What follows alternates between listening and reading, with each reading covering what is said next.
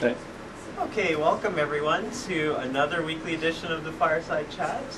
Thanks for all joining us this week.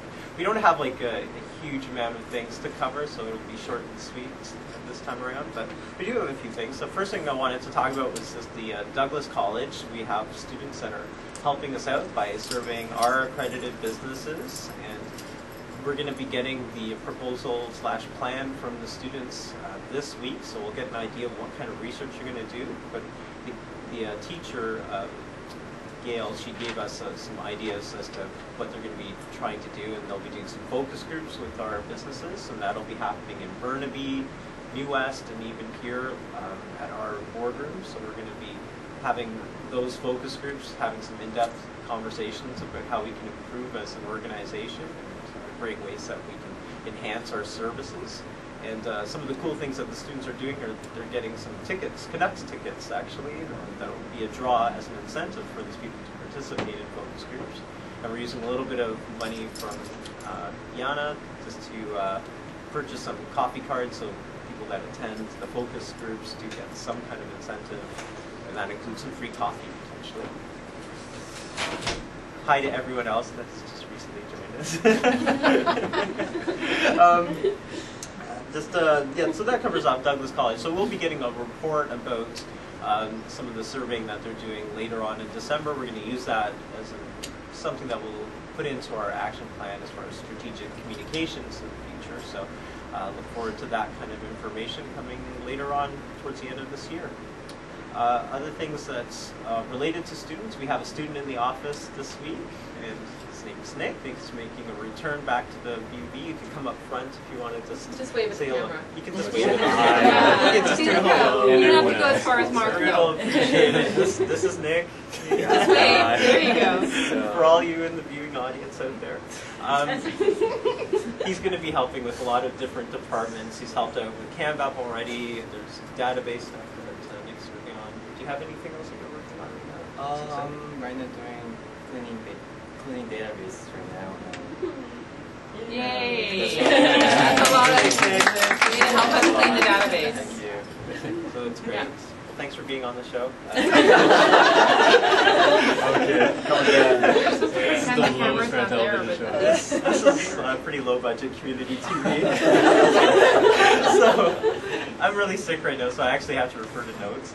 Kevin is going to be up next. He's just going to talk a little bit about. But first, a message from our sponsor. Also, Kevin, our sponsor, he's going to be talking about Montreal and our integration efforts. Right after this. Yeah, everyone in the communications office is actually sick, except for Susan, who we're trying to get sick at this point. But Yana had to leave; she's not feeling well. I blame being on a plane for getting sick. There's really gross people sneezing all around me. The U.S. Canadian BBB integration that we let you guys know about. That happened in the summer. If you recall from the information that the council had delivered to us at that time, they were working on a plan on what to do with the Quebec BDD. There are accredited businesses in that service area that they were hoping were going to be able to be serviced through some other Better Business Bureaus. Unfortunately, that plan is not working out. So they are working with the new Canadian Council Better Business Bureau's board to come up with a workable strategy for that service area. There will be more messaging coming out, but just so you are aware, at this time, those accredited businesses are actually not being serviced. From the fallout of the integration as well, you might recall that there was a little bit of media coverage in Ontario and in Atlantic Canada about a couple of Better Business Bureau locations that did not meet the requirements to continue on as a Better Business Bureau, and they began operating independently as under a different name, but still providing the exact same services. They were putting out some negative messaging about the Better Business Bureau.